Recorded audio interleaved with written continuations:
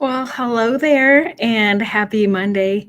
Thank you for joining me for this week's edition of your weekly dose. We were supposed to start talking this week about taking care of yourself and how to best meet your needs during the beginning of finding out that you are almost to the diagnosis of dementia with someone that you love or are caring for. We've been walking through the story of Sarah and her family and how they noticed some changes in her father, and they went through some testing and they went to the doctor, and they haven't quite received a diagnosis of dementia at this point. There's still some further testing. But I was walking you through this story because if you're a person who's noticing changes and you're really not sure what's happening, being able to relate with Sarah and her family, somebody that I'm working with, is helpful. And this week, I was going to start talking to you about how to care for yourself. But I think it's really important. I've shifted that. And I think it's really important to talk about some of the fears that you may be feeling, because you can't quite take care of yourself if you don't know some of the feelings and emotions and things that are going to be surrounding this.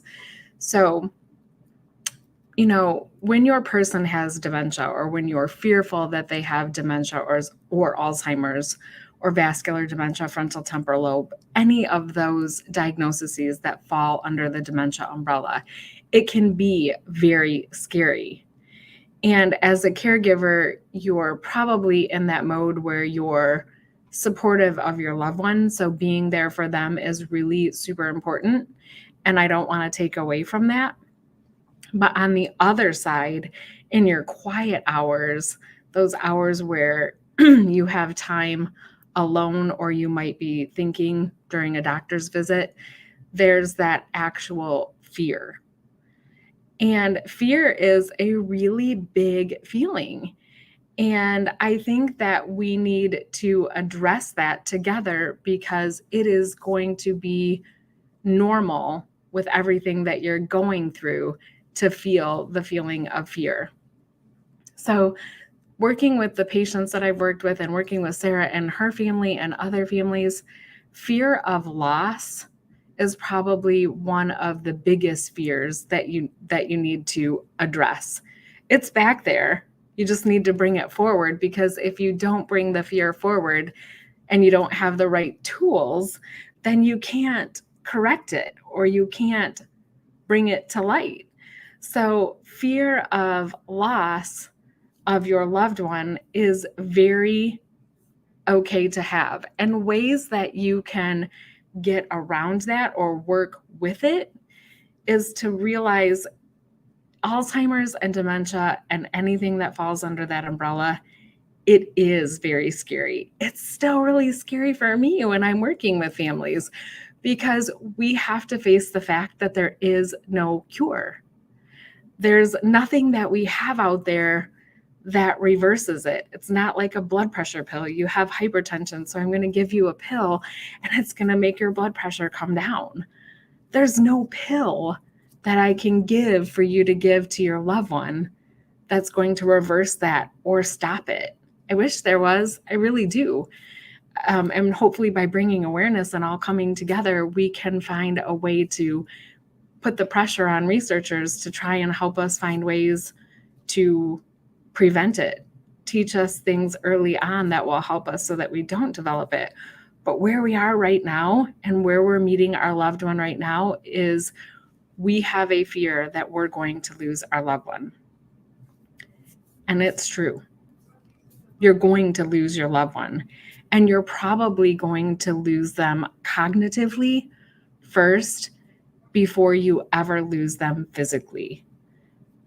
So the fact that your loved one might not remember who you are or who your children are, or all of those lovely memories that you shared together, that's difficult and that's hard. So what I'm going to encourage you to do, because there's nothing that I can say that will take the fear away completely, but what I'm going to encourage you to do is, in these early stages, where you're just figuring out what diagnosis of dementia that your loved one might fall into, is that you start recording some of your favorite times together.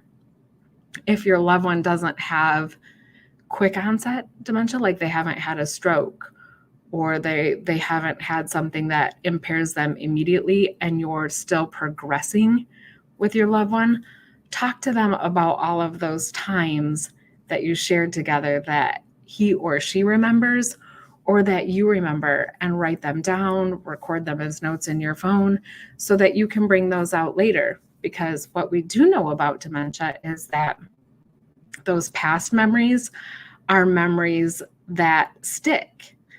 And the recent memories are the ones that actually go away. So even though you fear the loss, you can bring up those memories later on when the dementia has progressed. Memory slips. When my grandmother, when my mom and her sisters and brother were taking care of my grandmother, her memory did slip. And there were times where she couldn't actually say the words that she wanted to say. But one of the best things that I remember about my family is that they kept an amazing sense of humor.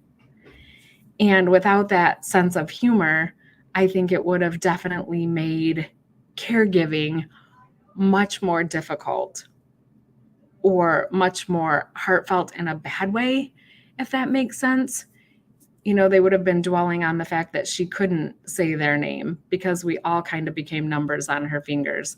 So my mom was the oldest, and then my Aunt Cha, Kathy, was the second, and then my Uncle Mike was the third, and my Aunt Kim, her favorite, was number 4. So kind of anybody that fell on this finger was either myself, my dad, my son, or my husband. Same thing here and here.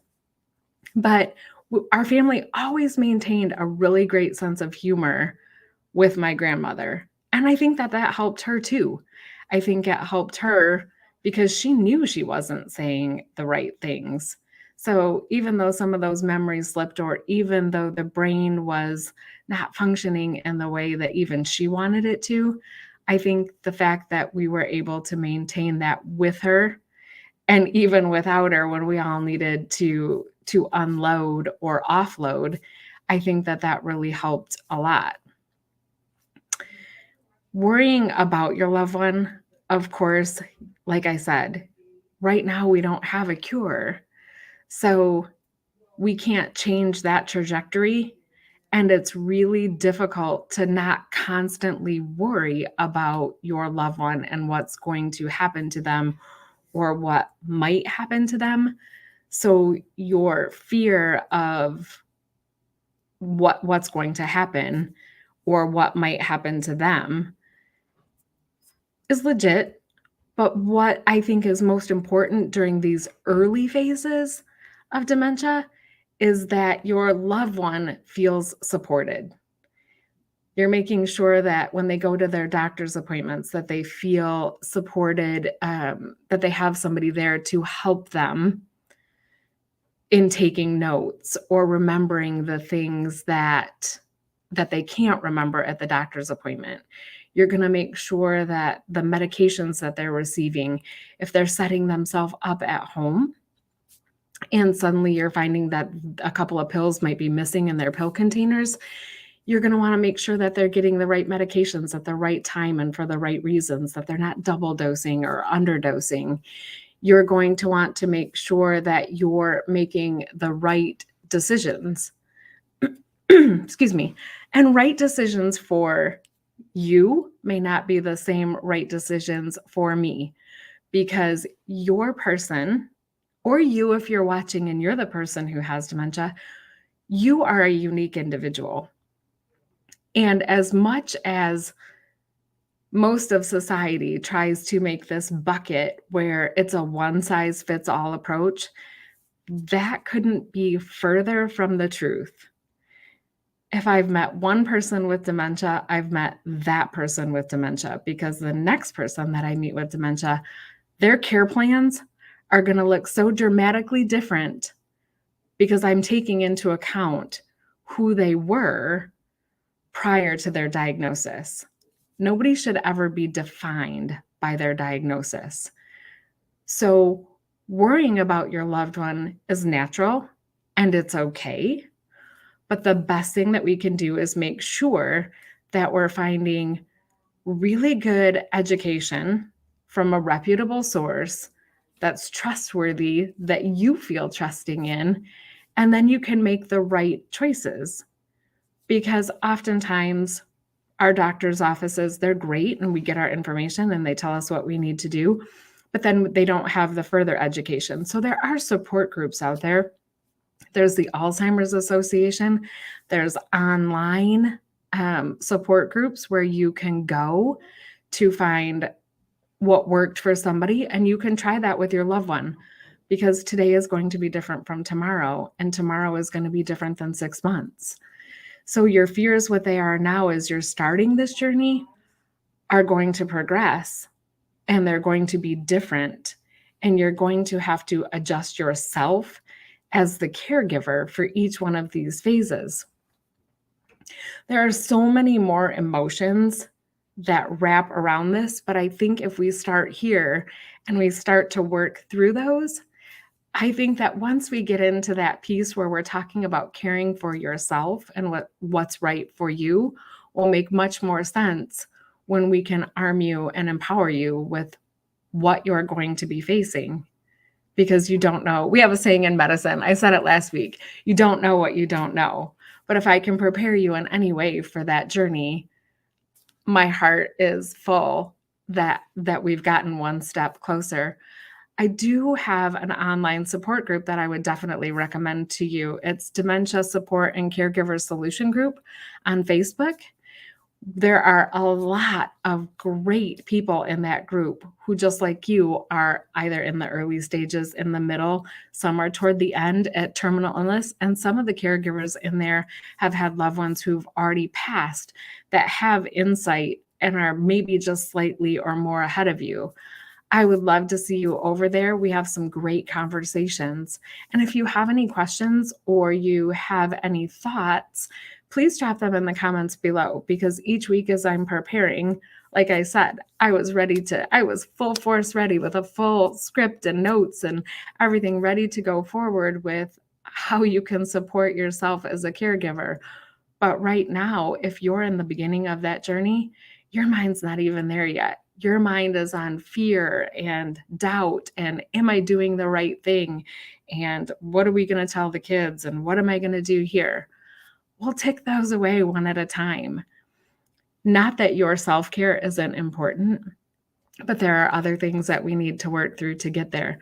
So if there's something that's troubling your heart, please, you can, if you don't want to put it on the Facebook page, please DM me in private and I will make sure that I get to you. I promise. Or join our private support Facebook group where we have lots of caregivers and lots of resources there.